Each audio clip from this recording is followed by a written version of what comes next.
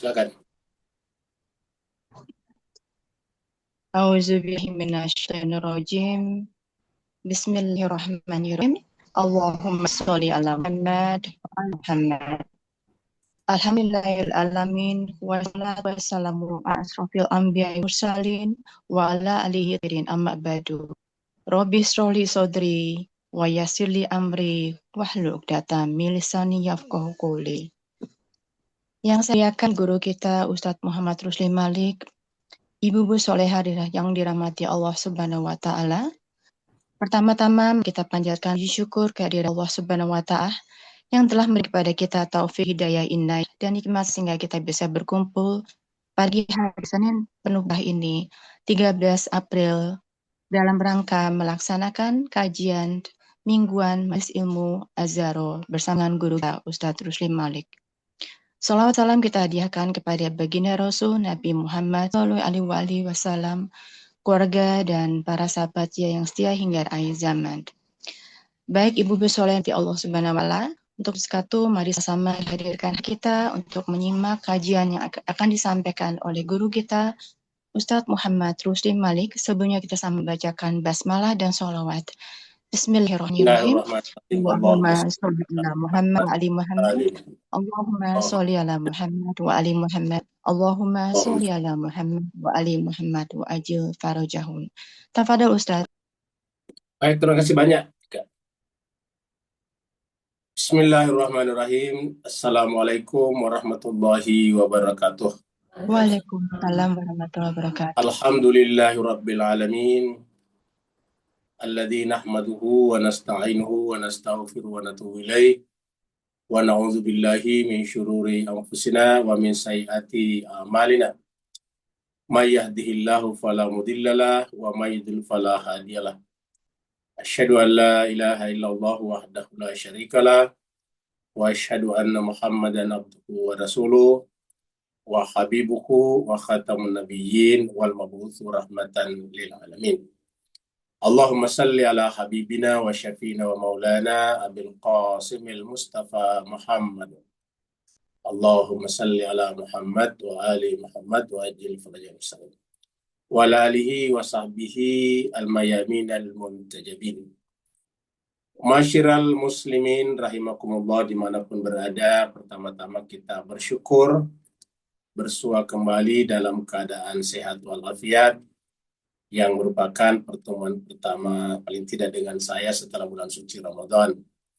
Dan karena ini adalah pertemuan pertama dengan Al-Fakir setelah bulan suci Ramadan, saya secara pribadi mengucapkan mohon maaf lahir dan batin, minal aidin wal faizin, taqabbalallahu minkum, taqabbal ya karim, kullu amin wa antum bi khair. Pada kesempatan kali ini kita akan membahas satu tema berkenaan dengan perang Iran, Israel, dan Amerika. Yaitu bahwa setelah Iran menang, bukan hanya kita mengatakan Iran menang, hampir seluruh pengamat menyebut Iran menang. Maka apa dampaknya atau konsekuensinya bagi pengikut keluarga Nabi di tanah air?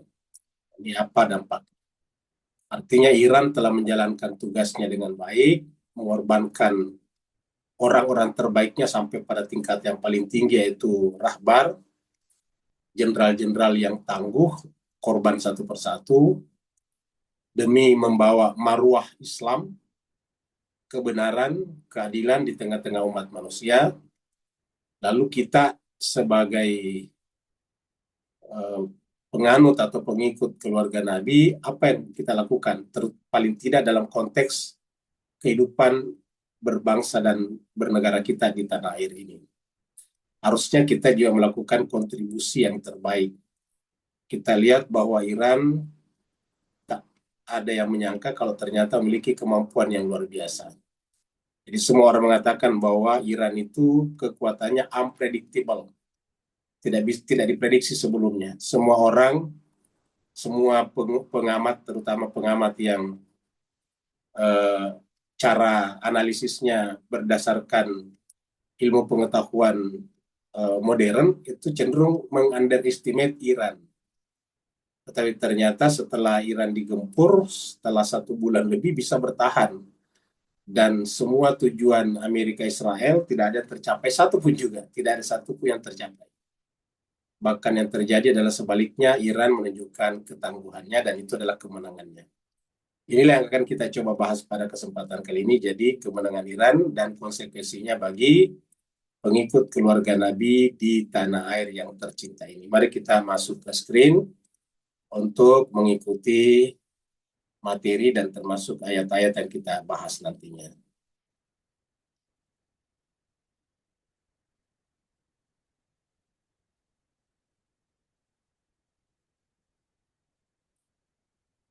Jadi materi kita adalah ini ya, kemenangan Iran dan pengaruhnya pada Ahlul Bait di tanah air. Jadi pengaruhnya pada, sebetulnya lebih tepatnya pengikut ya. Kita ini bukan Ahlul Bait, kita ini pengikut ya. Pengikut keluarga Nabi di tanah air. Kita ini bukanlah keluarga Nabi, kita adalah pengikut keluarga Nabi di tanah air. Jadi apa yang harus kita lakukan? Apa dampaknya? Apa efeknya? Apakah kita hanya sekedar menjadi penonton pasif atau hanya bertepuk tangan saja, menyaksikan Iran mendemonstrasikan kekuatannya? Harusnya tidak seperti itu. Apalagi kita lihat bahwa dampak peperangan ini luar biasa pengaruhnya dari tingkat lokal, dari tingkat kawasan Timur Tengah, terutama Teluk, sampai pada tingkat global.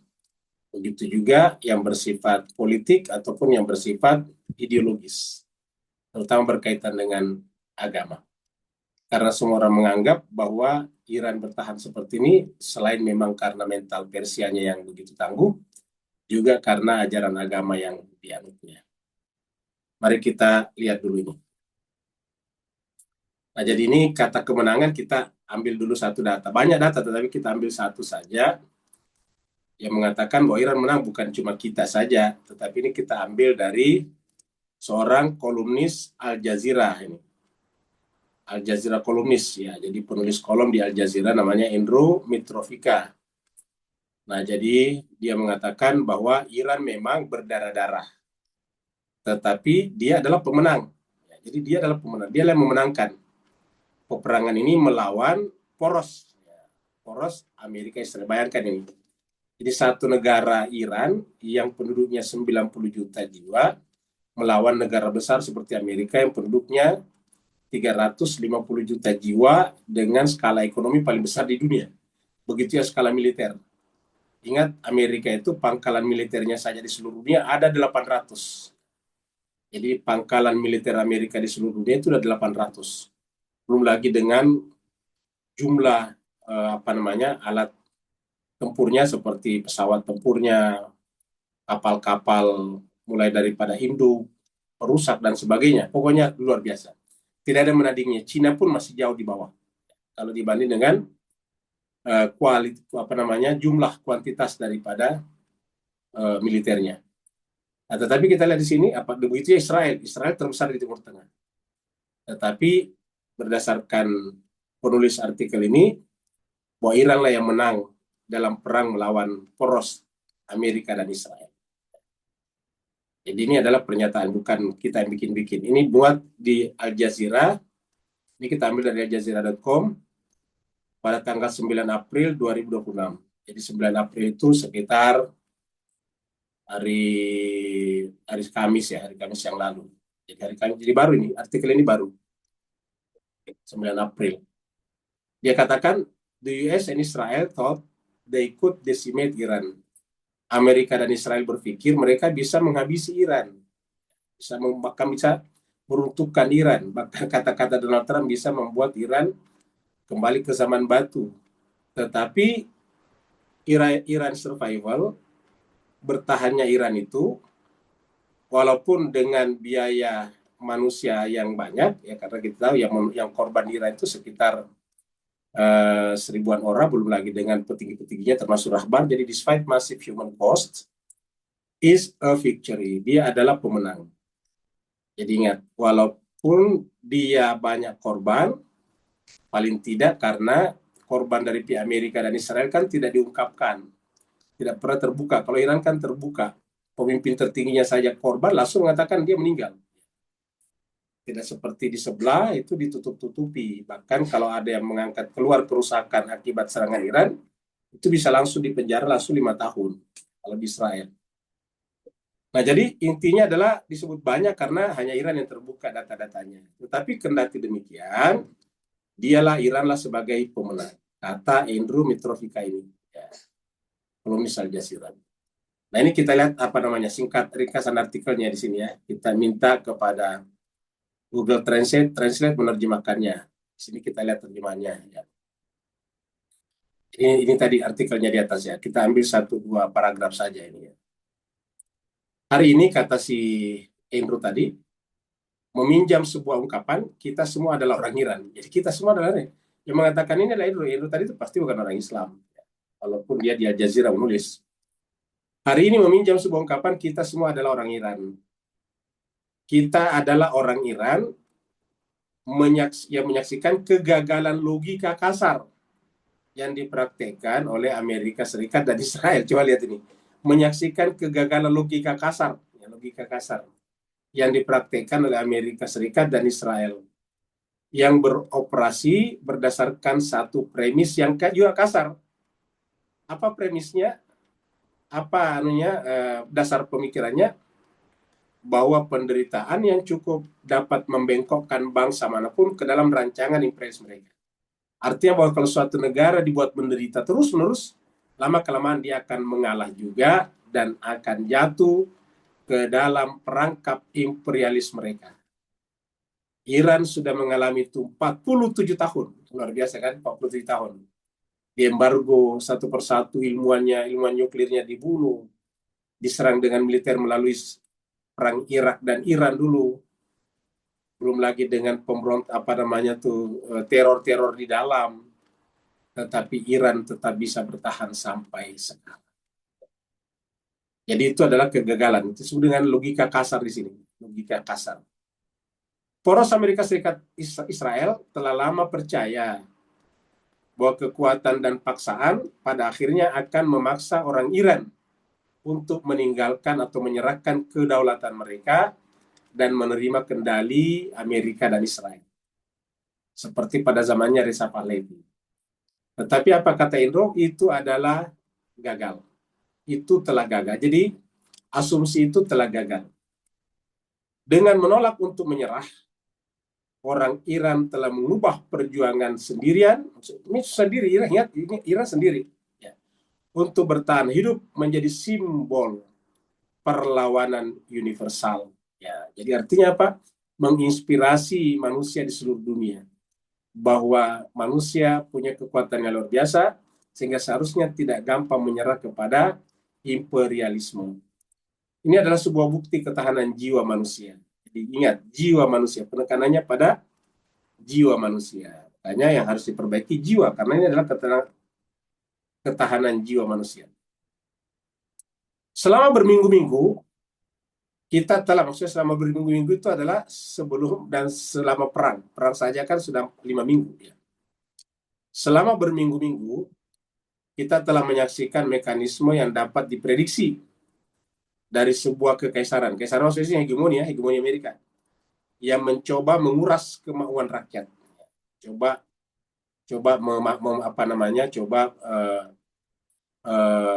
memaksa Iran untuk berbalik arah untuk meninggalkan wilayatul faqih mereka. Kita telah melihat skenario yang familiar berupa demonisasi. Demonisasi itu bagaimana mereka dijahati yang diikuti oleh mesin pembantaian industri, yaitu mesin militer. Belum lagi dengan embargo macam-macam, mata uang dijatuhkan. Kemudian kita melihat panglima tertinggi maksudnya Presiden Amerika ya, Donald Trump. Jadi Panglima tertinggi Amerika mengeluarkan ancaman yang menentang kesopanan. Kata-katanya kasar sekali, dengan menentang kesopanan. Kalau Bapak Ibu membaca postingannya Donald Trump sesaat sebelum perundingan kemarin ini, itu kasar sekali. Sampai saya mengikuti berbagai macam berita yang mengutipnya itu di tip X. ditutup karena kasar sekali kata-katanya. Nggak pantas kita sampaikan di pengajian seperti ini. Ya, tapi Bapak, Ibu, Tuan, dan Puan bisa menyaksikan semuanya itu di postingan di media sosial ya. Jadi menentang kesopanan dan menodai tata pemerintahan. Ya. Jadi tidak pantas. Artinya kepala negara kalau berbicara dengan negara lain harusnya menggunakan tata krama kenegaraan. Ya, tapi ternyata itu tidak terjadi pada Donald Trump sebagai panglima tertinggi Amerika. Nah, ini adalah kurang lebih ringkasan daripada kolumnis Al Jazeera tadi.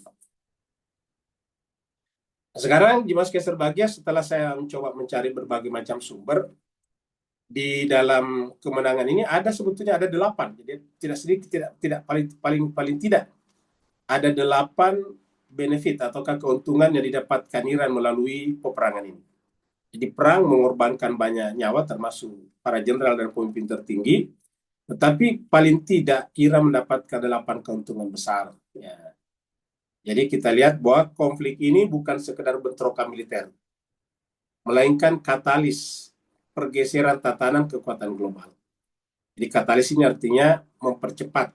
Jadi ini adalah mempercepat pergeseran tatanan kekuatan global. Jadi tatanan kekuatan global tadinya yang bersifat hierarki, yang paling di atas itu tadinya kan Amerika ya. Jadi kalau hierarki itu, sekarang kita bisa gambar seperti ini. Nah, kira-kira beginilah tadinya.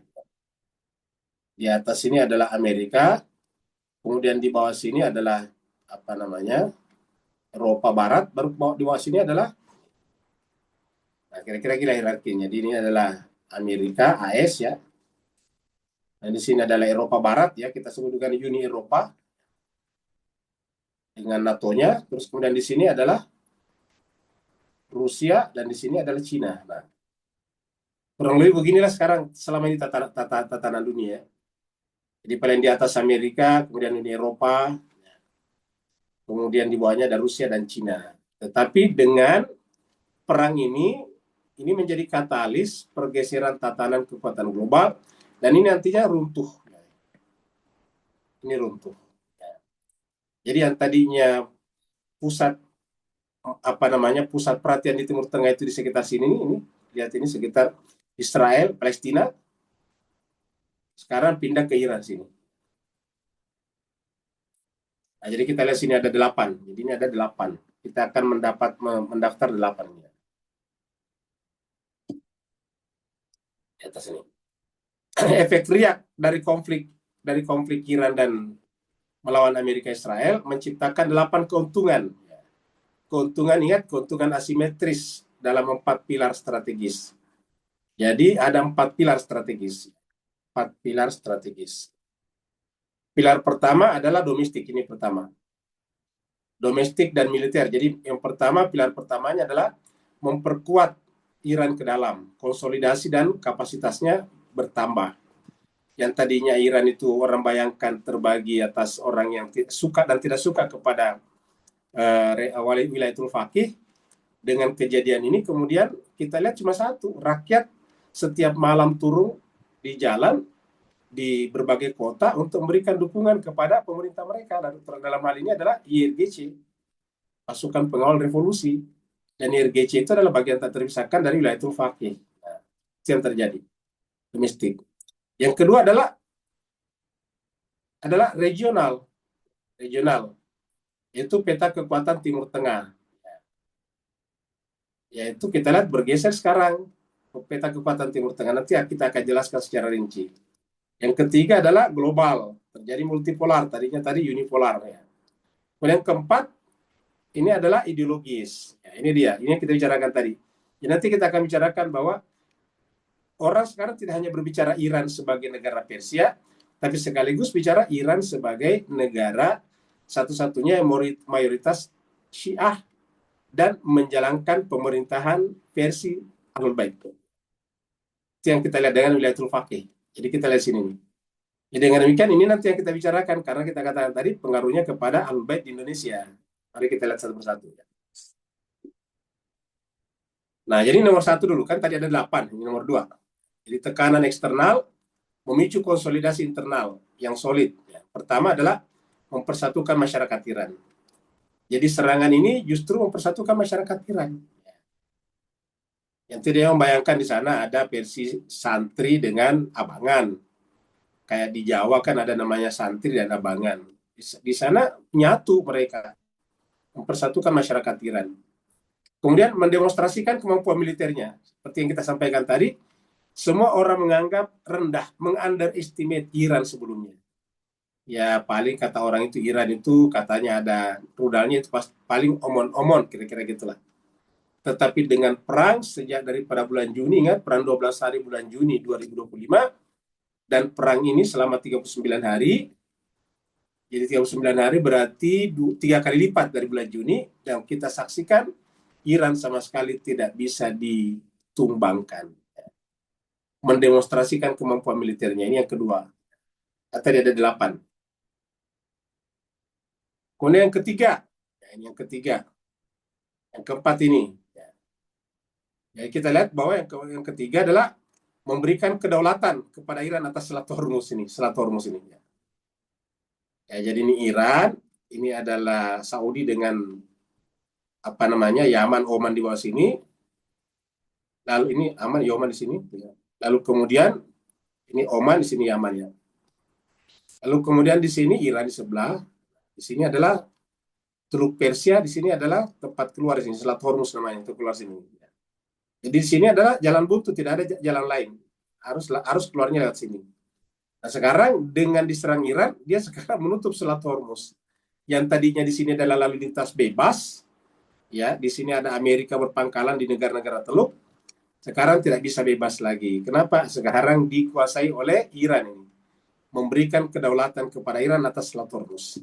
Yang namanya perang ya tentu dia menjadi pemenang, dia berhak kalau mau membebaskan ya perang lagi kira-kira gitulah. Apakah Amerika berani berperang lagi? Nah inilah dia. Kalau kita dengarkan retorikanya Trump sekarang sudah mulai melunak. Kemudian yang keempat, ini adalah membuat negara-negara Teluk melihat Iran sebagai variabel penting sehingga menjaga jarak dengan Amerika dan Israel. Ini keempat. Jadi membuat negara-negara Teluk melihat Iran sebagai variabel penting sehingga menjaga jarak dengan Amerika dan Israel. Jadi tadinya Amerika dan Israel di sini, sekarang sudah mulai melirik Iran. Jadi pengaruh Iran sudah mulai kelihatan di sini negara Teluk.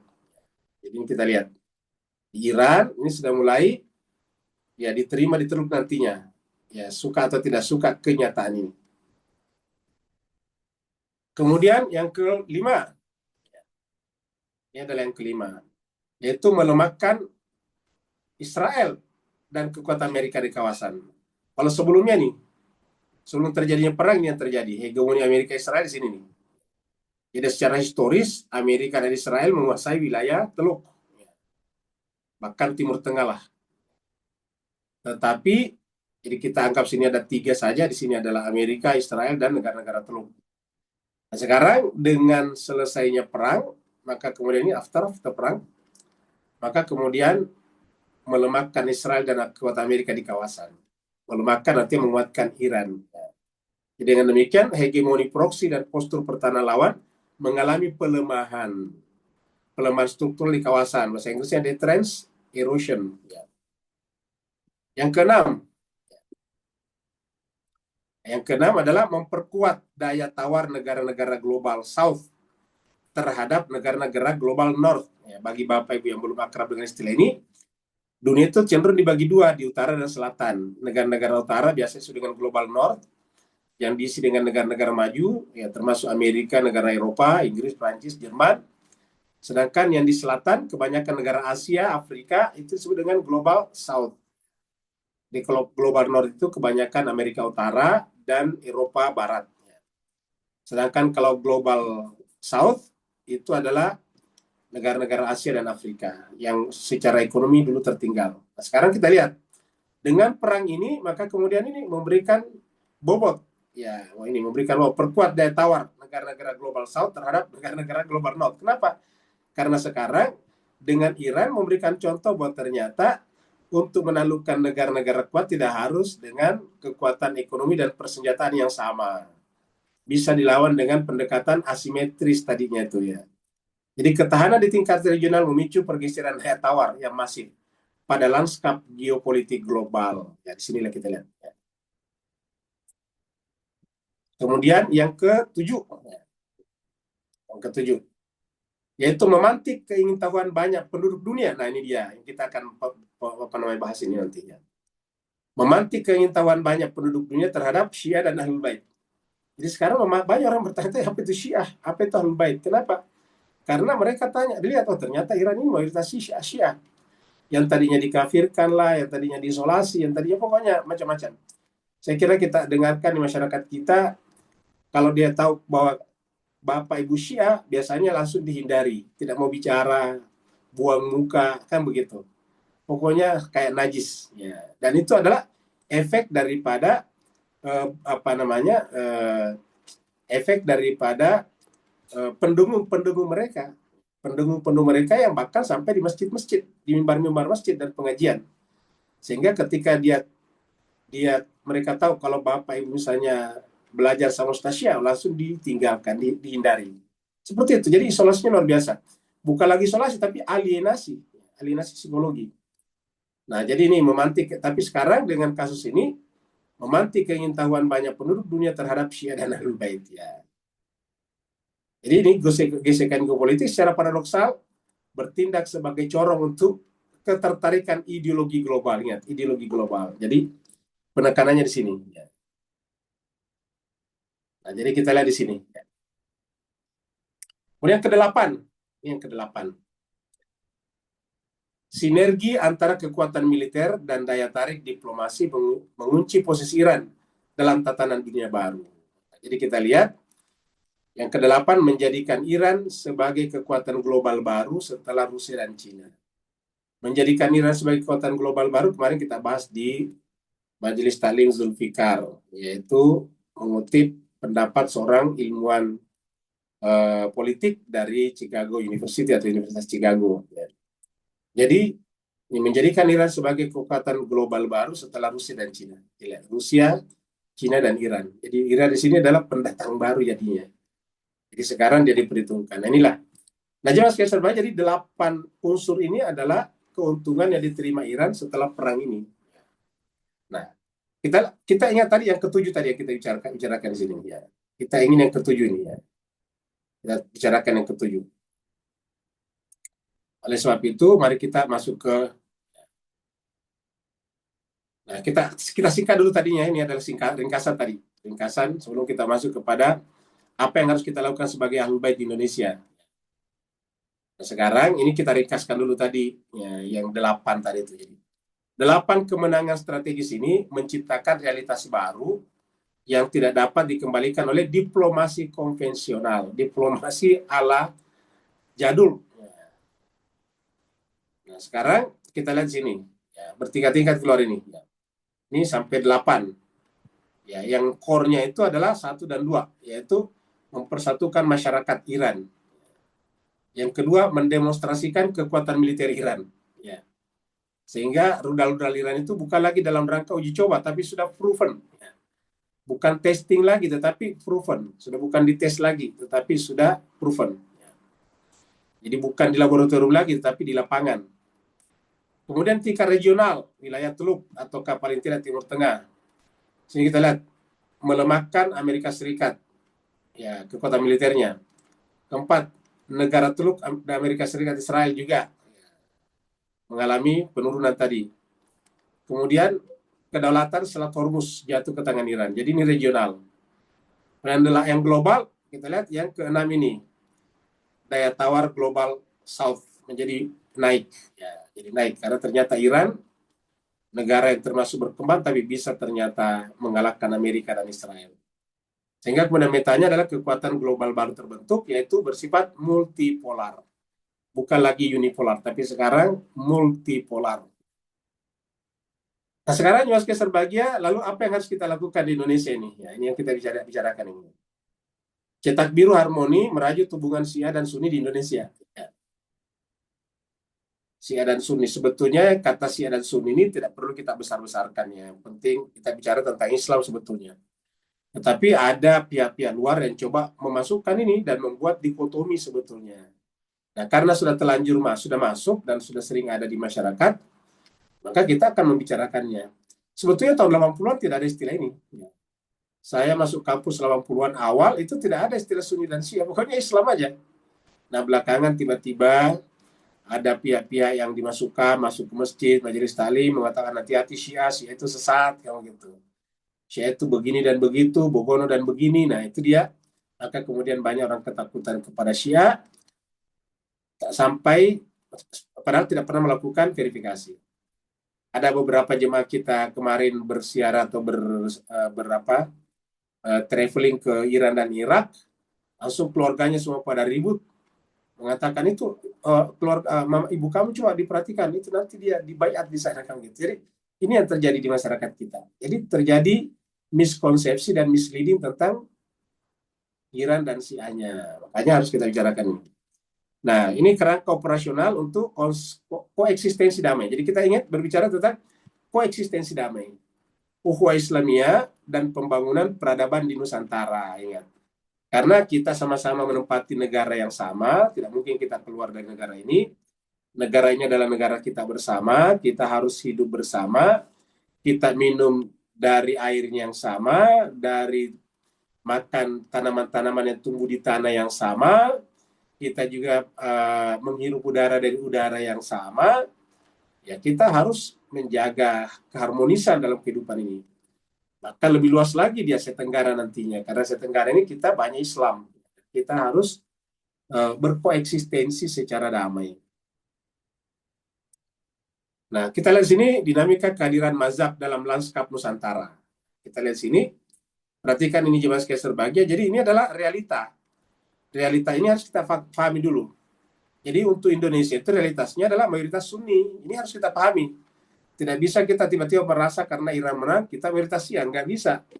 Sehingga saya dengar beberapa aktivis bersemangat, kita bikin revolusi. Revolusi apa? Syiah di Indonesia aja sangat sedikit. Yang kedua, Indonesia itu tidak perlu revolusi. Kenapa? Indonesia itu sebetulnya masyarakatnya paling gampang diatur. Paling gampang difahami. Lihatlah, Islam masuk ke Indonesia itu bukan revolusi. Islam masuk ke Indonesia itu bukan revolusi, padahal sudah ada agama besar sebelumnya, yaitu Hindu dan Buddha. Tapi kok bisa? Nah, itu dia pendekatan. Jadi kita lihat mayoritas Sunni, ini faktanya kita bicarakan, ini adalah Syiah di sini minoritas. Gambarnya ini masih tidak proporsional ya, gambarnya tidak proporsional, ini sedikit sekali. Kalau kita bandingkan ini dengan ini kan mungkin 10%, padahal nggak ada. Yang menjadi pelanggan atau subscriber daripada TV-nya ICC itu cuma 12.000 orang. Ya. Jadi Bapak Ibu bisa melihat subscribernya ICC, ya itu 12.000 orang. 12.000 orang juga mungkin ada dari Singapura juga, dari Malaysia juga. Padahal boleh dikata yang ingin mendapatkan ilmu-ilmu keahlul baitan secara intensif kan mengikuti TV-nya ICC. Nah, jadi sedikit sekali. Jadi inilah realitas demografi kita. Sunni sebagai konsensus mayoritas yang mapan. Kemudian ruang bersama, potensi persatuan melalui identitas nasional dan persaudaraan seiman. Ingat, jadi harus menggunakan identitas nasional, jangan kita datang dengan bahasa yang berbeda. Ya, jadi perkembangan Syiah di Indonesia tidak perlu berbenturan dengan konsensus Sunni tadi yang mayoritas di sini. Jika dikelola melalui pendekatan kontekstual dan rasa saling menghormati. Ingat, perhatikan ini. Rasa saling menghormati. Jadi, rasa saling menghormati, ingat, jemaah sekalian. Ya, jadi ini yang dalam kotak ini dicamkan baik-baik. Tidak perlu berbenturan dengan saudara-saudara kita yang Sunni, konsensus Sunni, jika dikelola melalui pendekatan kontekstual dan rasa saling menghormati. Kemudian, menyeimbangkan dua fondasi utama koeksistensi. Ini, lihat ini. Sini Islam, di sini adalah negara. Perhatikan ini jemaah sekalian ya. Teologi, yaitu berkaitan dengan akidah dan ukhuwah Islamiyah di sini. Fokuskan pada titik temu keyakinan dasar Islam dan komitmen untuk menjaga persaudaraan sesama Muslim tanpa syarat. Ingat, tanpa syarat.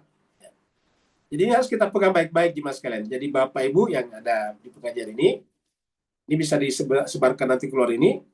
Bahwa sekarang kita harus fokus pada titik temu keyakinan dasar Islam. dan komitmen untuk menjaga persaudaraan sesama Muslim tanpa syarat. Kemudian secara sosial, sosiologis, konteks keindonesiaan ini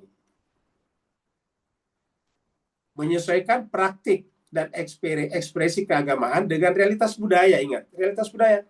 Jangan semua yang dari luar, dari Iran, kita masukkan mentah-mentah di sini.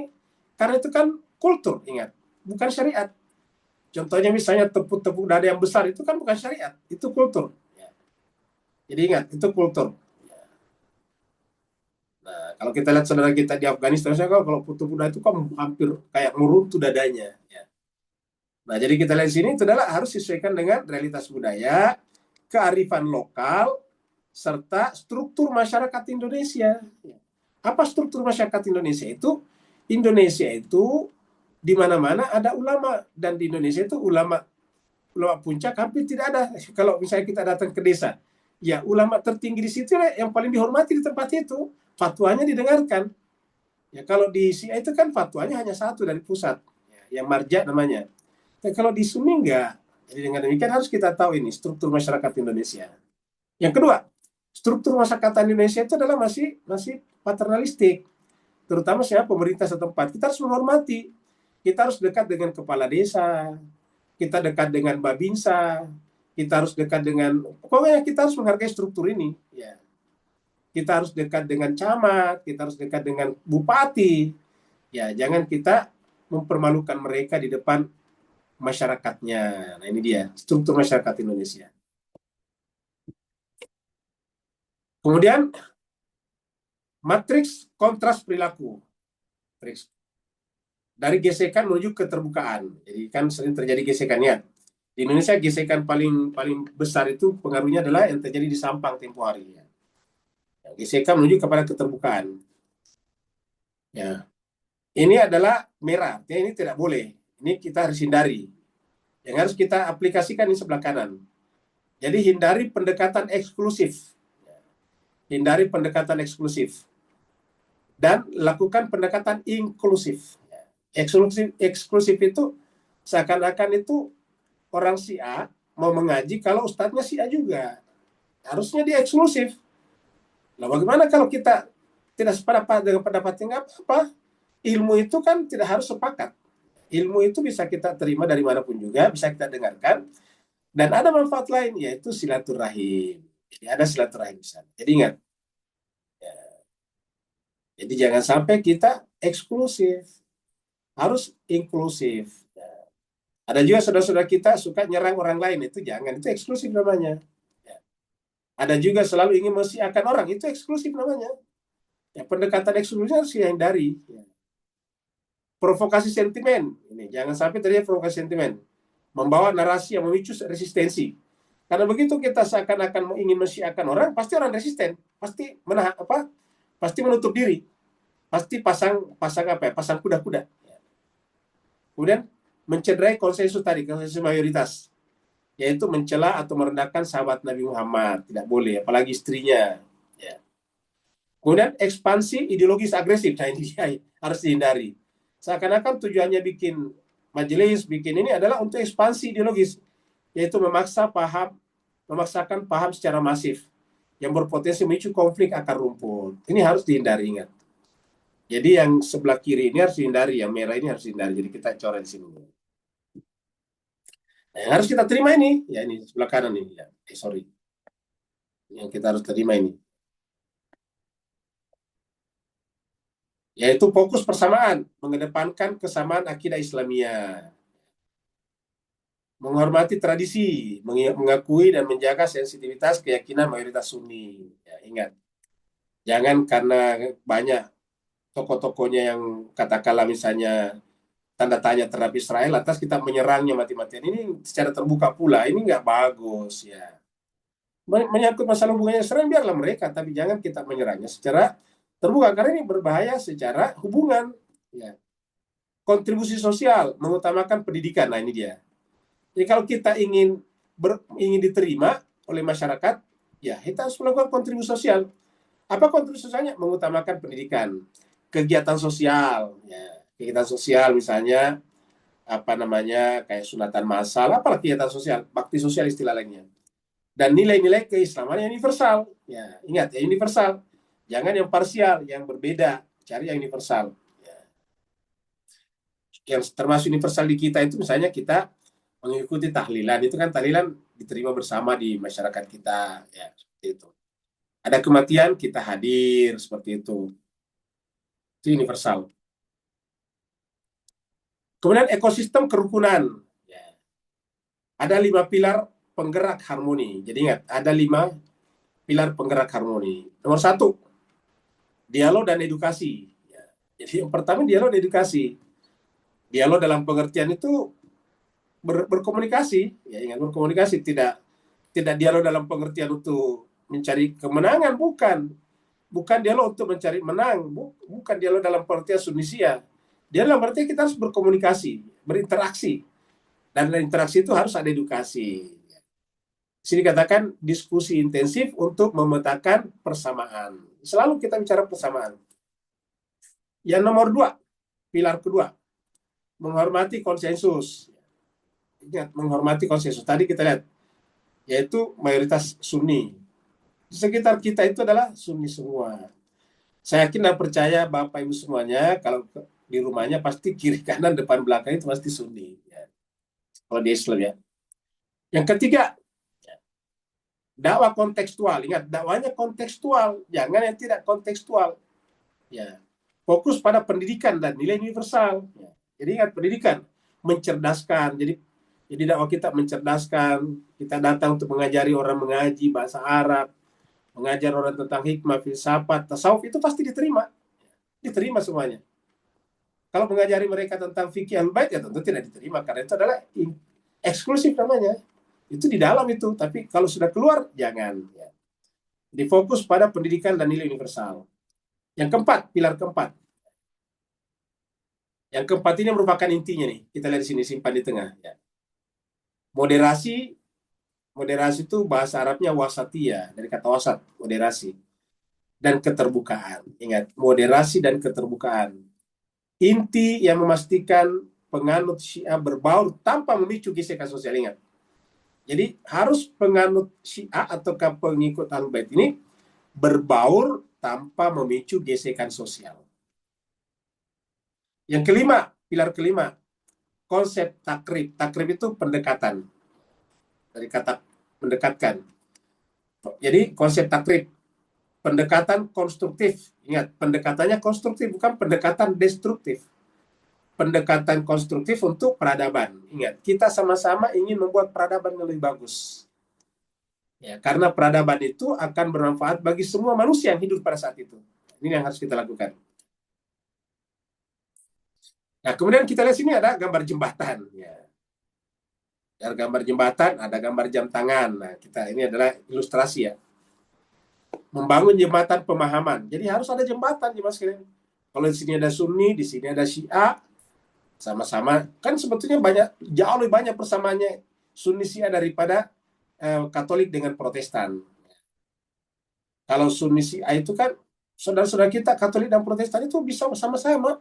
Mereka bisa berdoa bersama. Ada namanya okumeni. Ya. Okumeninya mereka itu bisa datang ke gereja yang sama, berdoa bersama, kan luar biasa. Nah, itu harus ada jembatan menghubungkan antara ini dengan di sini. Jadi jangan kita ada semua di sini, ada semua di sini. Harus ada yang menjadi jembatan di sini. Jadi harus kita hormati yang membangun jembatan ini. Ya. Jembatan ini adalah dialog dan edukasi. Fungsi jembatan memfasilitasi diskusi intensif antara tokoh Sunni dan Syiah. Ini bagus nih. Tujuan operasionalnya meningkatkan pemahaman terkait persamaan dan perbedaan, serta mengukuhkan komitmen persaudaraan seiman. Ingat. Kemudian ini adalah konsensus. Jadi tadi adalah jembatan, dialog, dan ini adalah pelindung. Menghormati konsensus. Menyadari batasan mutlak dalam ruang publik. Seperti kalau kita melihat jam. Kenapa kita ketemu sekarang jam 10 di sini? Karena kita kan ada konsensus. Besok hari Senin jam 10 kita akan ngaji. Nah, kita tadi sebelumnya 10 sudah ada di Zoom. Kenapa? Karena kita menghormati namanya konsensus. Ya. Tujuan operasional, secara aktif menghindari isu sensitif. Ya, ingat. Supaya konsensus ini terjaga, hindari isu sensitif. khususnya larangan mutlak atas pencelaan terhadap sahabat Nabi yang sangat dihormati dalam tradisi Sunni. Inilah jemaah sekalian. Kemudian kita lihat sini strategi interaksi. Ya, strategi interaksi. Menebar nilai universal melalui dakwah kontekstual. Ya. Menebar nilai-nilai universal melalui dakwah kontekstual. Universal itu masalah kemanusiaan, keadilan, ekonomi, pendidikan, itu universal. Sikap internal di sini. Nanti kita lihat di sini ada dampaknya, dampak publik, aktivitas kontekstual, kemudian efek bergandanya di sini. Kemudian konsep takrib, tadi kita bicarakan, yang terakhir takrib. Konvergensi menuju pembangunan peradaban. Jadi takrib. Ingat, di dunia itu ada namanya Darut Takrib Bainal Madzahib. Lembaga takrib di antara mazhab-mazhab. Itu ada di dunia. Dan biasanya mereka rutin bertemu. Di antara salah satu konsensusnya itu adalah aman dulu. Piagam aman. Itu adalah hasil daripada konsep takrib. Jadi konvergensi menuju pembangunan peradaban. Karena tidak bisa kita paksa orang. Jadi tidak bisa kita paksa orang jadi Syiah, tidak bisa juga kita paksa orang jadi Sunni, tidak bisa kita paksa orang jadi Ibadi dan sebagainya. Karena ini adalah menyangkut masalah pilihan. Jangankan kita di Indonesia, di Iran saja, di Iran itu kan tempatnya para ulama besar. Di Iran itu ada QUM, lembaga pendidikan terbesar dan mungkin paling besar pengaruhnya khusus untuk dalam terhadap pendidikan Ahlul Bait atau Syiah. Tetapi di Iran tetap aja ada yang namanya agama Majusi, tetap ada. Zoroaster masih ada di sana. Sunni masih ada di sana juga. Bahkan Bahai juga ada di sana. Ya. Jadi tetap ada jemaah sekalian. Jadi kita tidak bisa paksa. Ya. Kalau kita memaksakan kehendak itu pasti terjadi ketegangan. Begitu ya di Irak. Irak ini adalah ada 7 barangkali di sana tempat-tempat yang disucikan oleh keluarga Nabi, pengikut keluarga Nabi. Bahkan Imam Ali ada di sana, Imam Hussein juga ada di sana. Tetapi ya tetap saja di Irak ada Sunni, ada sekitar 40-30%. Bahkan di sana ada juga agama-agama lama seperti misalnya Yazidi, banyak di sana. Nah, jadi agama-agama minoritas ada di sana. Padahal ulamanya tidak kurang-kurang. Pusat pendidikan Islam di Najaf itu kan besar sekali. Tapi tetap saja tidak bisa menyeragamkan orang. Jadi harus kita, intinya adalah takrib. Itu menjaga identitas teologis masing-masing tanpa, ingat, bukan berarti kita tidak menjaga identitas, ini menjaga identitas teologis masing-masing tanpa harus melakukan fusi ajaran. Fusi ajaran itu menyatukan jadi satu, penyeragaman. Nah, kemudian takrib, untuk mengatasi ini takrib, pendekatan mazhab, upaya proaktif untuk mereduksi purbasangka dan mencari titik temu fungsional. Yang terakhir di sini semua bermuara ke sini, kerjasama konstruktif. Jadi dari sini masuk ke sini, bermuara ke sini, kerjasama konstruktif, menyatukan potensi intelektual dan sosial untuk bersama-sama membangun peradaban Islam yang maju di Indonesia. Seperti itu. Nah, ini kesimpulannya. Arsitektur kedamaian yang berkelanjutan.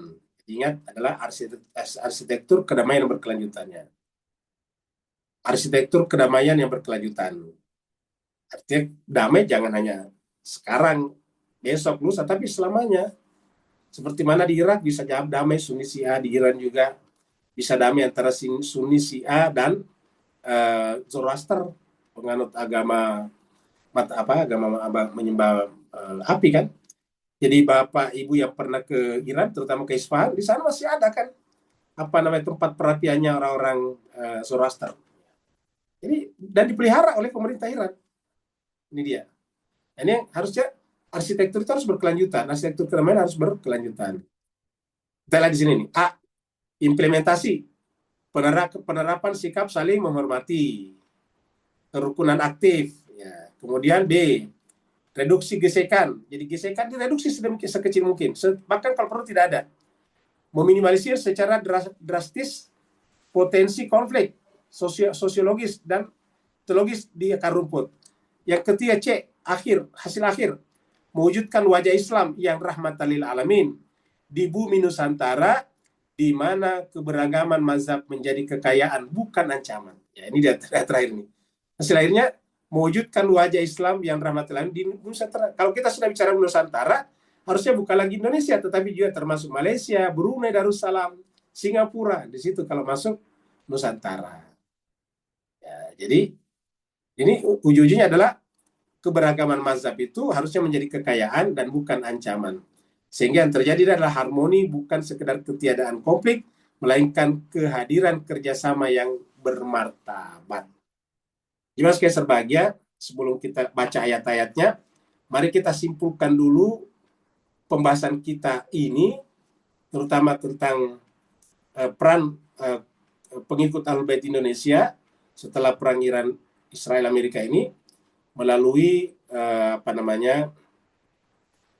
audio berikut ini. Jadi ada audio kira-kira 1-2 menit yang menyimpulkan tadi semuanya. Bapak Ibu didengarkan baik-baik ini, karena inilah yang harus kita lakukan dalam kehidupan sehari-hari. Ini dia ringkasan kilat kita tentang gimana sih cara ngebangun keharmonisan antara penganut Syiah dan Sunni di Indonesia. Biar kelompok Syiah dan mayoritas Sunni bisa hidup berdampingan tanpa gesekan, kita tuh ibarat lagi main di satu orkestra gede, di mana semua orang harus tahu nada dasarnya biar suaranya nggak false. Nah, pertama, kuncinya tuh ada di konsep takrib, alias upaya proaktif buat nyari persamaan akidah. Daripada kita sibuk nebelin tembak perbedaan, kan mending kita fokus ngebangun jembatan pemahaman, ya nggak? Suaranya kedengaran kan? Kedua, kalau jembatannya udah kebangun, kita pastinya harus menghargai konsensus bersama. Terus kamu mungkin mikir, emangnya apa sih red line atau garis merah yang tantang banget buat dilewatin? Jawabannya jelas banget nih. Penganut Syiah harus banget ngehindarin provokasi dan dilarang keras mencela Nabi Muhammad. Soalnya figur-figur ini benar-benar dihormatin banget di dalam tradisi Sunni. Di device-nya dinaikkan suaranya. Semua pemahaman Jelas ini kok, harus kita Ustadz, praktekin di secara saya. nyata. Iya. Lewat moderasi atau yang sering disebut wasatiyah. Ini tuh sama sekali bukan berarti kita harus ngelepas identitas loh, tapi lebih ke gimana kita bisa turun ke bumi, membaur sama masyarakat sosial, dan fokus ke aksi serta pendidikan yang bermanfaat buat Indonesia tanpa harus maksain paham secara masif. Jadi singkatnya, ngebuka ruang dialog, menghargai batasan tradisi Sunni, dan membaur secara moderat adalah kunci utama buat meminimalisir konflik. Karena pada akhirnya, persaudaraan dan kerukunan itu jauh-jauh lebih berharga daripada terus-terusan maksain perbedaan kita.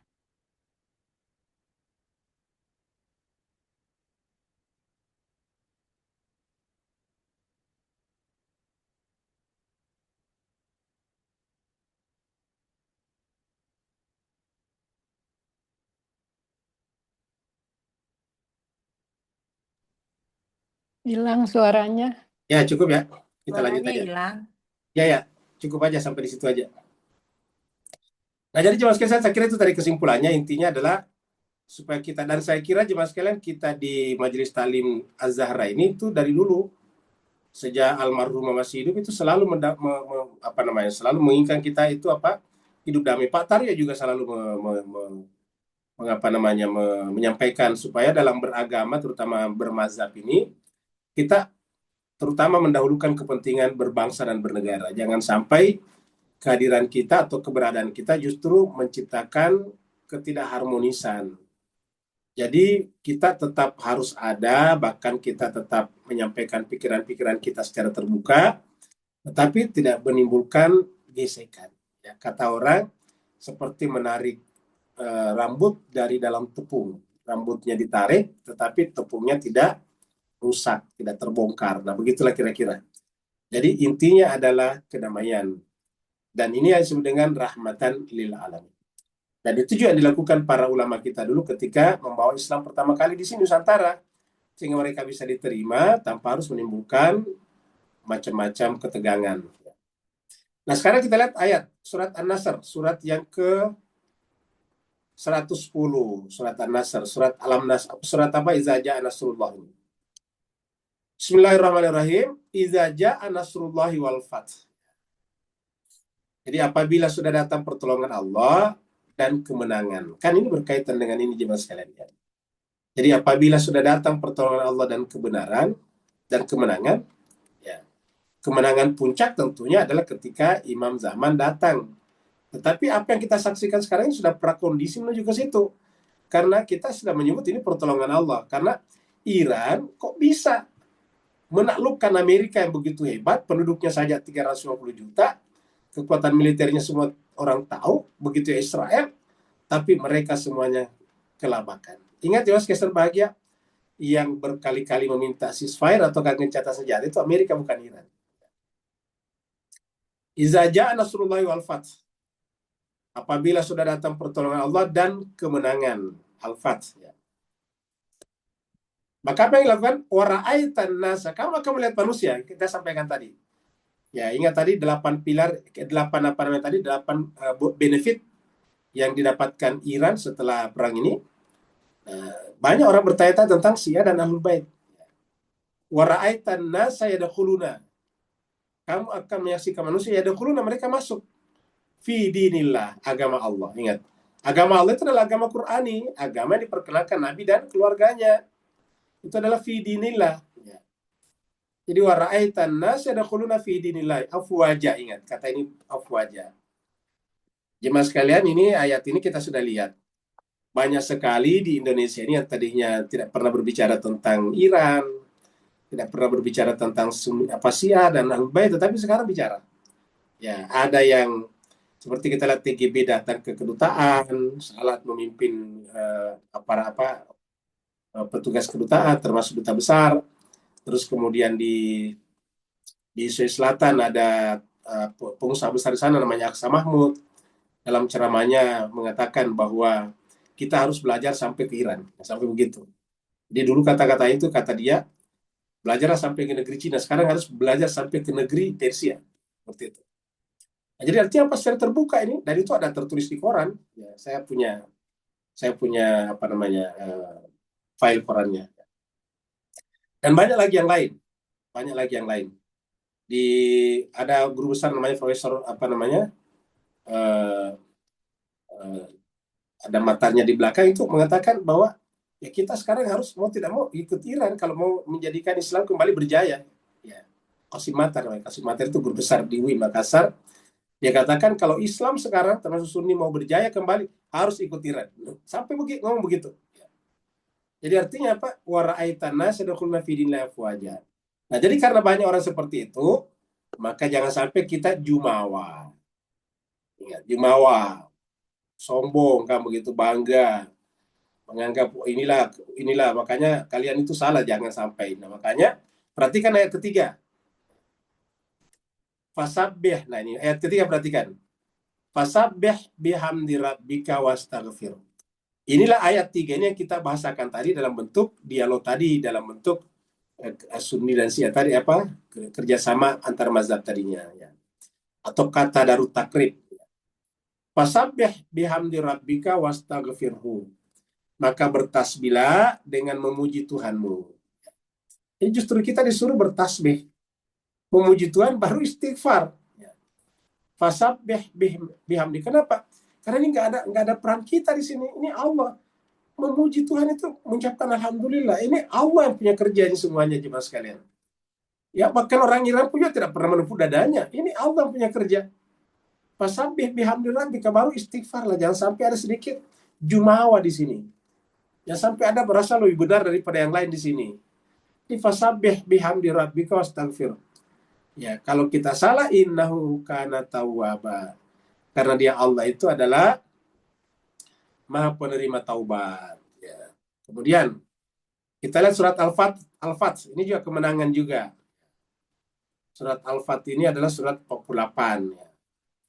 3 ayat juga pertama.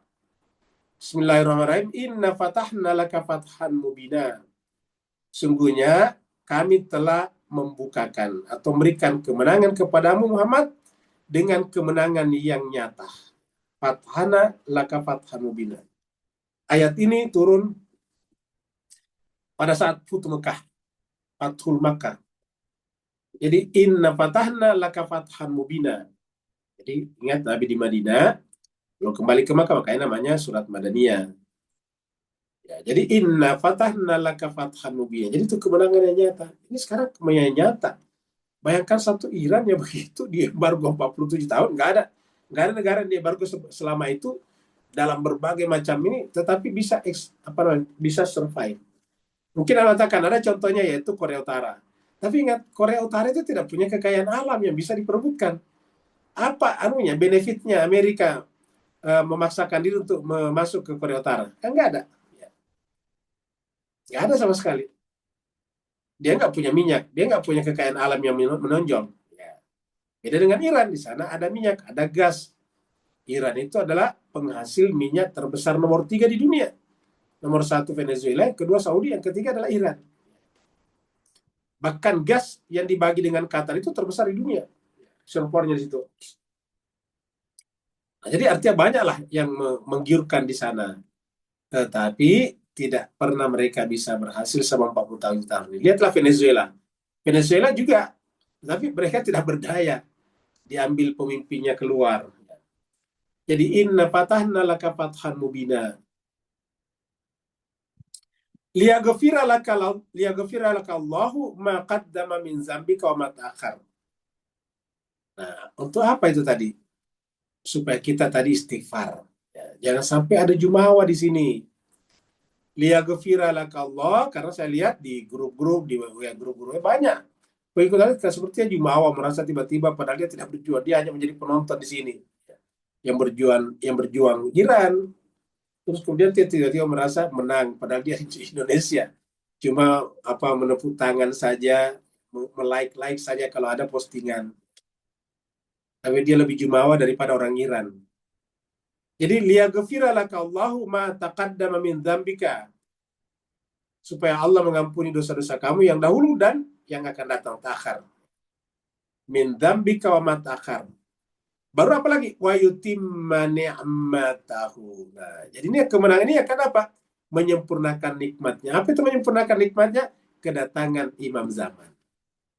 Apa hubungannya dengan ini kan waktu Fatul Makkah, ya. Ingat kata-kata yutimma ni'matahu. Ingat pada saat setelah peristiwa Ghadir Khoum, ya, lalu turunlah surat Al-Maidah itu. Al-yauma akmaltu lakum dinakum wa atmamtu alaikum ni'mati. Nah, nikmat ini kemudian terhenti pada yang ke-12. Kenapa? Karena diangkat. Nah, diangkat. Kenapa? Karena masyarakat belum siap. Nah, maka datang yang ke-12, wa yutimma ni'matahu alaika. Jadi menyempurnakan nikmatnya atas kamu Muhammad. Karena Nabi itu adalah Muhammad, kenabiannya sampai akhir zaman, sampai kiamat. Ya, kan alaika kepada Nabi. Wa yutimma ni'matahu alaika wa yahdiyaka siratan mustaqimah. Dan membimbing kamu untuk tetap berada di atas jalan yang lurus. Inilah diangkat dalam hadis Nabi Daud mengatakan bahwa selama masih ada 12 khalifah, maka Islamnya akan berjaya. Dan yang ke-12 pasti akan datang sebelum kiamat. Seandainya hari kiamat tinggal sehari lagi, pasti Allah akan perpanjangnya, akan bangkit seorang laki-laki dari keluarga aku, kata Nabi. Yang ketiga, ayat yang ketiga dari surat Al-Fath.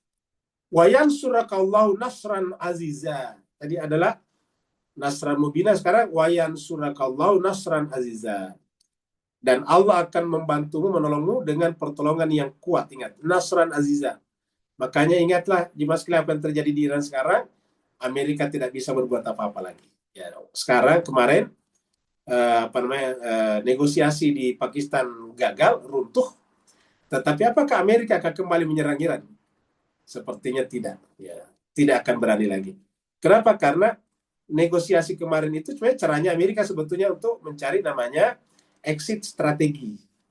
Dengan mengaku menerima 10 poin itu. Ya, kan begitu. Supaya berhenti.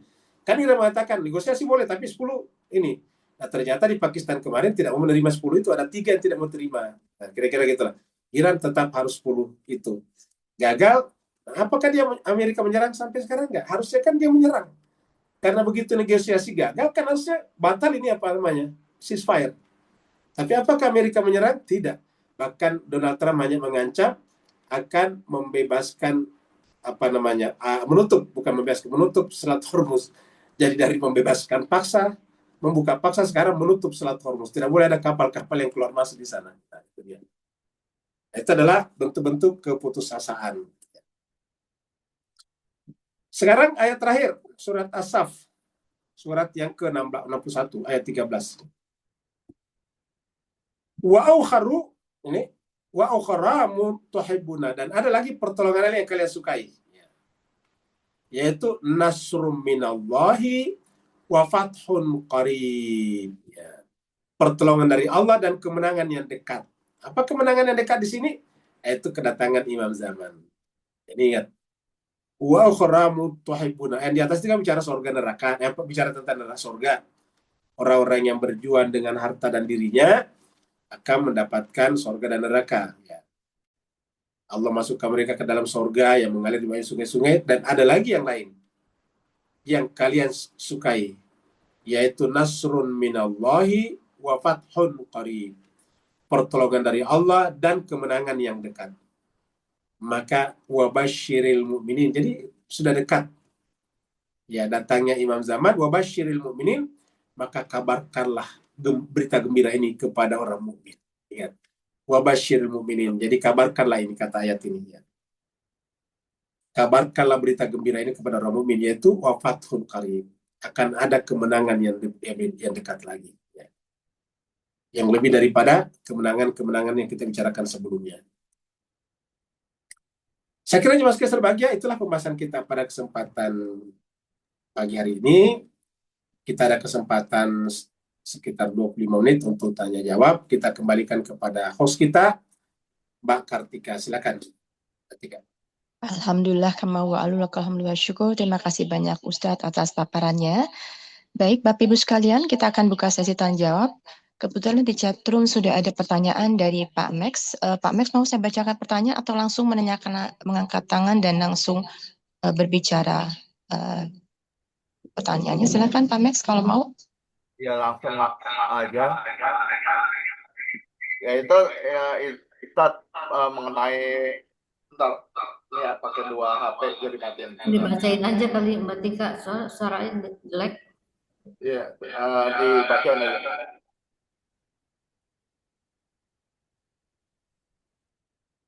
Silakan Pak Max.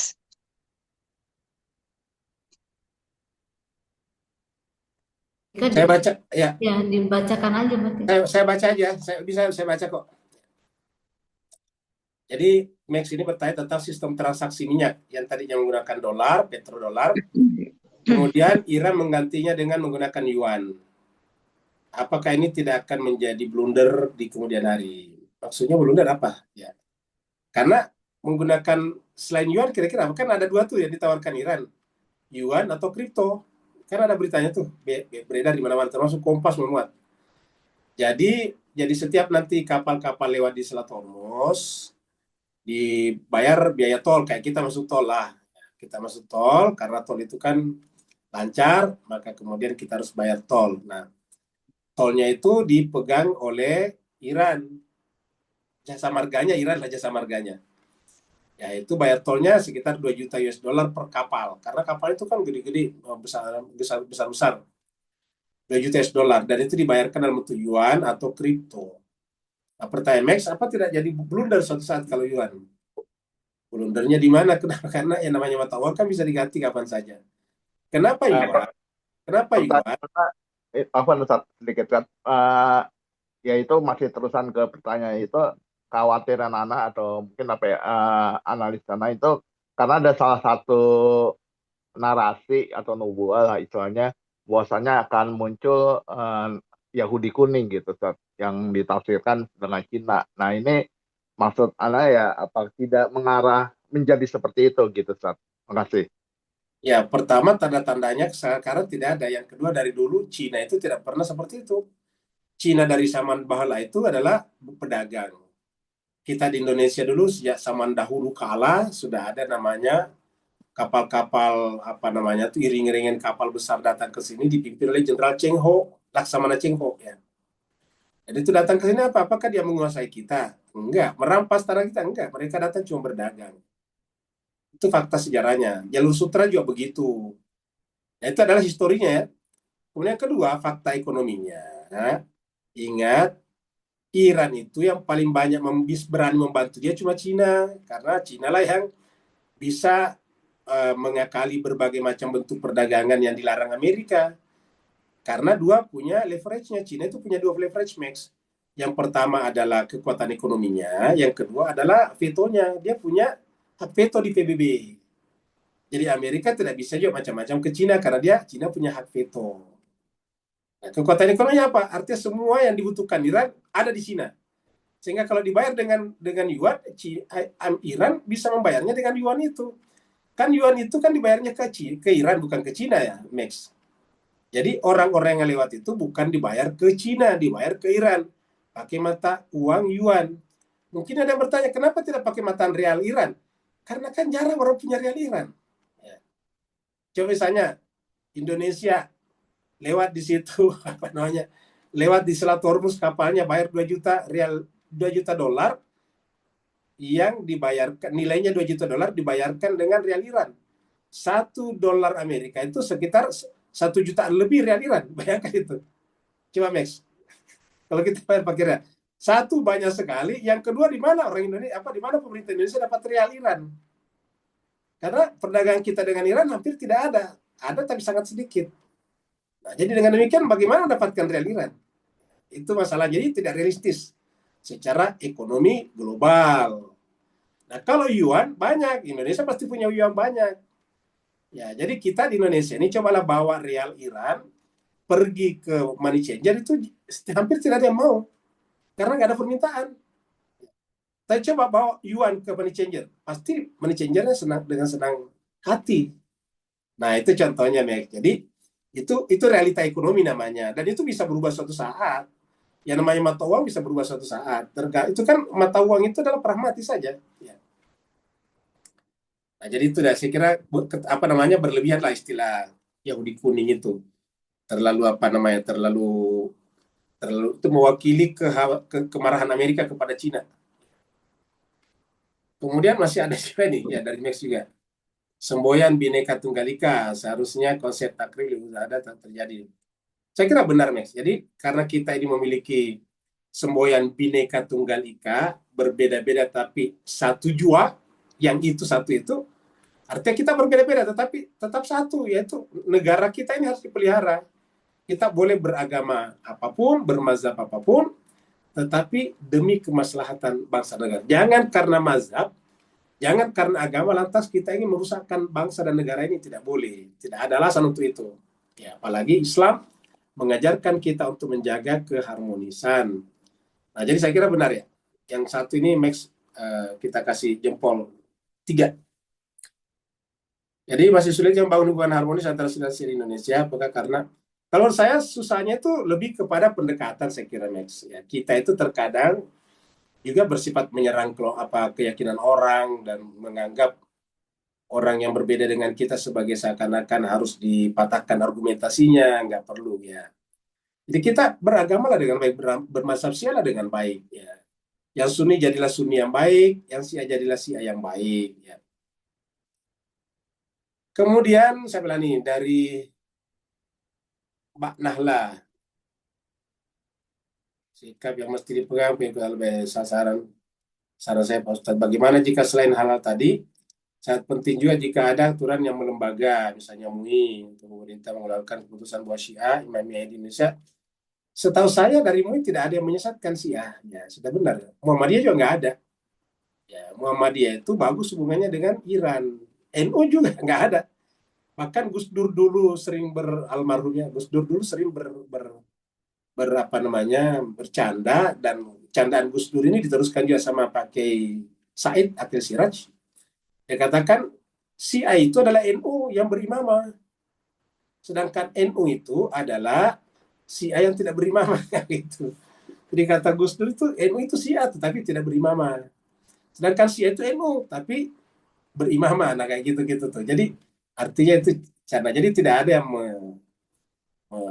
menyesatkan. Yang menyesatkan Syiah itu hanya segelintir kecil saja. Jadi saya kira begitu. Jadi kita seandainya pun mereka menyesatkan nggak masalah juga. Yang penting kita jangan sampai berbenturan dengan mereka, karena kalau kita berbenturan semuanya rugi. Karena setiap yang namanya edukasi hanya bisa berjalan kalau terjadi keharmonisan. pihak lain, maka selalu berpegang pada keputusan. Ya, saya kira tidak ada keputusan MUI mengatakan sia-sia saja. Kemudian dari Intan, dengan adanya perubahan tantangan global ini, apakah ada kemungkinan dihapusnya hak veto di PBB atau bahkan PBB jadi wah, ini juga saya belum bisa baca ini. Tan. Mungkin bisa, tetapi yang pemegang hak veto ini runtuh ekonominya, Tan. Ya, contohnya misalnya Amerika sudah runtuh jadi negara berkembang, negara miskin. Rusia juga, Cina juga. Nah, itu baru. Tapi selama tidak, saya kira enggak, ya. Walaupun memang sebetulnya hak veto ini memang juga ada bagusnya juga sebetulnya menurut saya. Memang ada buruknya tapi ada bagusnya juga. Contohnya gini, kalau tidak ada hak veto, voting saja, maka kemarin itu voting di PBB sudah menang pada saat memerintahkan Iran membuka paksa blok Selat Hormuz. Kan ada kemarin itu resolusi PBB yang di voting di PBB 2-3 hari yang lalu. Ya. Beberapa hari yang lalu lah. Kalau tidak salah 1 minggu yang lalu atau pokoknya 2-3 hari yang lalu lah. Nah, di situ kan ada 15 anggota Dewan Keamanan PBB. Dan yang menyetujui resolusi itu ada 11 tan. 11 lawan 4 kan berarti sudah menang kalau di voting. Nah, tetapi kenapa tidak boleh berlaku resolusi ini? Karena diveto oleh 2 negara, yaitu Cina dan Rusia. Jadi dari 15 anggota Dewan Keamanan PBB, 11 setuju. Jadi dibikin resolusi bahwa Iran harus membuka itu Selat Hormuz. Kemudian yang against adalah 2, yaitu Cina dan Rusia. Berarti against Rusia Cina kan berarti veto. Kemudian 2 abstain, yaitu Pakistan dan Kolombia. Jadi abstain 2, setuju 11, melawan cuma 2. Nah, untungnya yang melawan 2 ini pemegang veto semuanya. Ingat, kalau pemegang veto tidak setuju, against berarti dianggap sebagai veto. Ya, berarti itu Tan. Jadi ada bagusnya juga Tan menurut saya kira-kira ini. Ya, kenapa? Karena kalau di voting mutlak, wah kalah. Ini Iran harus buka paksa itu Selat Hormuz. Ya, seperti itu. Saya kira ada lagi yang lain. Baik, Bapak Ibu sekalian yang mau bertanya langsung, silakan dibuka mic-nya.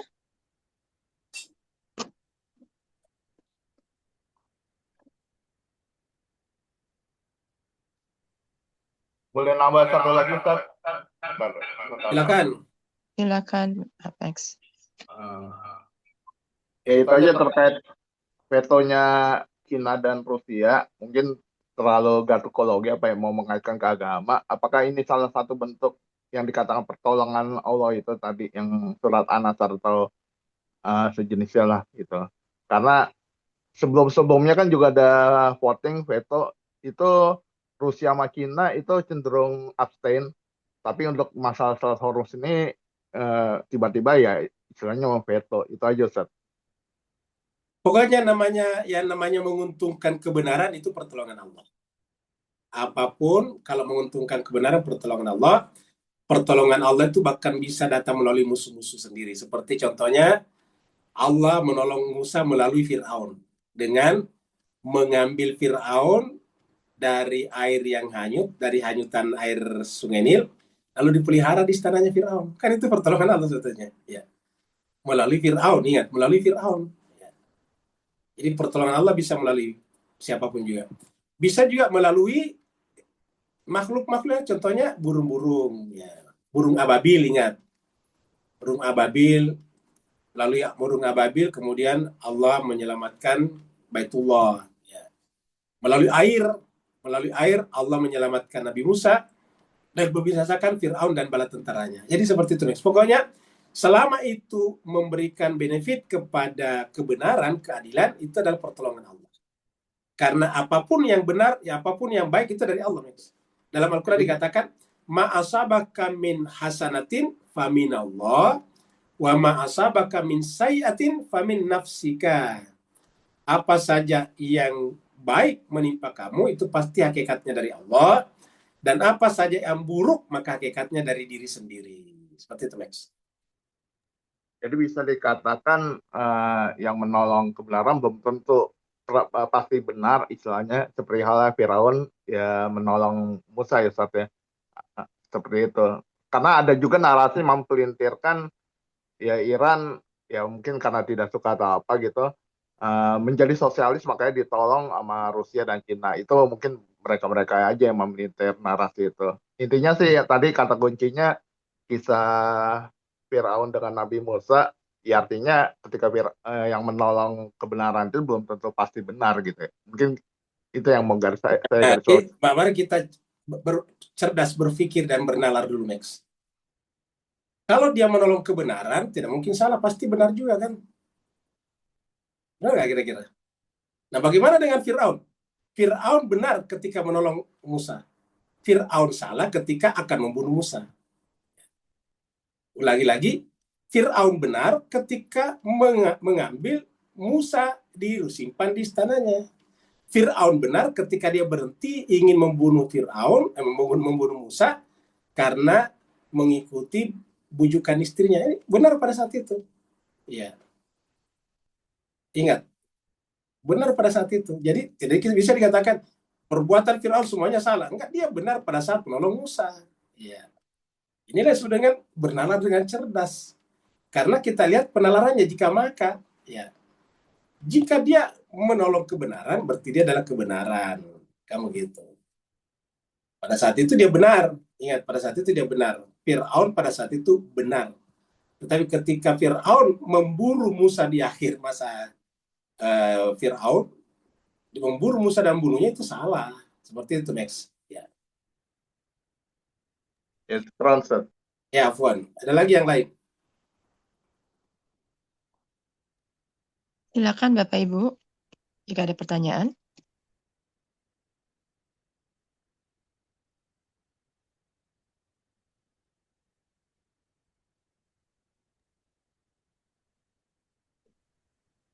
Assalamualaikum Mbak Ika, mau izin. Waalaikumsalam, silakan, Baica. Ya, Ustadz, Afwan ya Ustadz, kan pemerintah kita kan ada di BOP Ustadz. Terus perang Iran ini ada efeknya nggak Ustadz? Misalnya ya fitnah terhadap Syiah yang notabene tujuannya untuk menjatuhkan Iran gitu di Indonesia. Itu ada kemungkinan seperti itu nggak Ustadz? Afwan Ustadz. Bagaimana ada pengaruhnya pada Syiah yang ingin menjatuhkan Iran di Indonesia? Gimana maksudnya? Jadi karena pemerintahnya kan ada di BOP. Ya. Terus menteri-menterinya juga banyak yang bersikap mendukung Israel. Ya. Apakah ada nanti ada gerakan-gerakan fitnah-fitnah seperti zaman dulu fitnah tentang Syiah yang fitnah yang tujuannya menjatuhkan Iran gitu loh Ustadz. Afwan Ustadz. Baik, saya kira jawabannya tidak, Cak. Kenapa? Karena setiap keputusan pemerintah cenderung dianggap dilokalisir sebagai pemerintah saja. Dalam hal ini bahkan Prabowo saja. Jadi itu dianggap sebagai keputusan Prabowo yang oleh para mayoritas lah masyarakat di Indonesia itu tidak setuju. Ya, kalau kita lihat para pengamat-pengamat itu hanya Prabowo saja. Bahkan kalau kita lihat ada beberapa menteri Prabowo yang tidak pernah secara vulgar menyebut bahwa dia setuju dengan BOP. Ya, tapi dia pemerintahan, tentu dia menjaga itu dengan baik seperti itu. Jadi tidak berarti bahwa kalau seandainya misalnya nanti fitnah-fitnah seperti itu kayaknya agak susah muncul. Artinya tidak bisa menyergap pemikiran masyarakat Indonesia. Kenapa? Karena masyarakat Indonesia tahu tentang asbabun wurudnya BOP ini. Ya, masyarakat Indonesia semua tahu kaitannya BOP dengan Prabowo, kaitannya ART dengan Prabowo, jadi semua orang tahu seperti itu. Oh, syukran Ustadz. Pokoknya. Saya kira kalau tidak ada lagi. Baik Ustadz, silakan kalau tidak ada lagi mungkin boleh ditutup dengan doa Ustadz. Ya, baik. Cuma sekalian, mari kita tutup seluruh rangkaian acara kita pada pagi hari ini dengan sama-sama bermuajahah, berdoa kepada Allah SWT agar setiap langkah-langkah kita selalu sejalan dengan kebenaran. Kebenaran kitab suci Al-Quran, kebenaran yang datang dari Allah Subhanahu wa Ta'ala, agar sampai akhir hayat kita nantinya juga kita mati dalam keadaan husnul khatimah bersama dengan al-abrar. Bismillahirrahmanirrahim. Alhamdulillahirabbil alamin, hamdan syakirin, hamdan na'imin, hamdan yuafi ni'amahu wa yukafi'u mazidah. Ya Rabbana lakal hamdu kama yanbaghi li jalali wajhikal karim wa 'azimi sultanik. Allahumma salli ala Muhammadin wa ala ali Muhammad. Allahumma rabbana la tuzigh qulubana ba'da idh hadaitana wa hab lana min ladunka rahmatan innaka antal wahhab. Allahumma ya Allah Tuhan kami, janganlah Engkau menyimpangkan dan menyesatkan hati dan pikiran kami setelah Engkau memberikan hidayah dan petunjuk kepada kami. Karuniakanlah kepada kami rahmat, agar dengan rahmat itu hati kami penuh dengan kelembutan, cinta dan kasih sayang kepada sesama ya Allah. Allahumma rabbana ighfir lana dzunubana wa liwalidina warhamhuma kama rabbayana shighara. Ya Allah Tuhan kami, ampunilah segala dosa dan kesalahan kami, juga dosa dan kesalahan kedua orang tua kami. Sayangilah keduanya sebagaimana keduanya menyayangi kami di waktu kecil. Terutama ibunda kami yang telah mengandungkan kami dalam keadaan lemah dan terus bertambah lemah. Kemudian melahirkan kami dalam keadaan bersusah payah, lalu menyapi kami 2 tahun lamanya. Wali jami'il muslimina wal muslimat, wal mu'minina wal mu'minat, al ahya'i minhum al amwat, birahmatika ya arhamar rahimin. Ya Allah Tuhan kami, ampuni dosa dan kesalahan saudara muslim kami, dosa dan kesalahan saudara mukmin kami, laki-laki ataupun perempuan, masih hidup ataupun telah meninggal dunia. Kami secara khusus memohon kepada-Mu Allah untuk pendiri majelis taklim, majelis ilmu Az-Zahra kami ini Allah, yaitu almarhumah Ibu Sutaryo. Allahumma ghafir laha warhamha wa'afiha wa'fu anha wa akrim nuzulaha wasi madkhalaha warfa darajataha wa dakhilhal jannata mal abrar ya aziz ya ghafar ya arhamar rahim. Kami juga secara khusus mohon kepada-Mu Allah untuk Pak Taryo, ya Allah Tuhan kami, panjangkanlah usianya, berikanlah kesehatan yang prima kepadanya, kuatkanlah kesehatan lahir dan batinnya, selalu kirim malaikat rahmat kepadanya, selalu bersaf-saf dari rumahnya sampai kepada Rasy-Mu ya Allah Tuhan kami. Dan siapa saja yang hadir pada majelis kami pada pagi hari ini Allah, lapangkanlah pintu-pintu rezeki mereka ya Allah. Jadikanlah mereka sebagai penebar rahmat bagi seluruh alam ya Allah. Angkatlah derajat mereka ya Allah, muliakanlah mereka dan mudahkanlah seluruh urusan-urusan mereka. Allahumma rabbana atina fid dunya hasanah wa fil akhirati hasanah wa qina adzabannar. Allahumma rabbana taqabbal minna innaka antas samiul alim wa tub alaina innaka antat tawwabur rahim. Sallallahu ala sayyidina Muhammad. Subhana rabbika rabbil izzati amma yasifun wa salamun alal mursalin walhamdulillahi rabbil alamin. Assalamualaikum warahmatullahi taala wabarakatuh. Waalaikumsalam warahmatullahi wabarakatuh. Terima kasih banyak Ustaz Rusli. Terima kasih Bapak Ibu sekalian yang telah bergabung.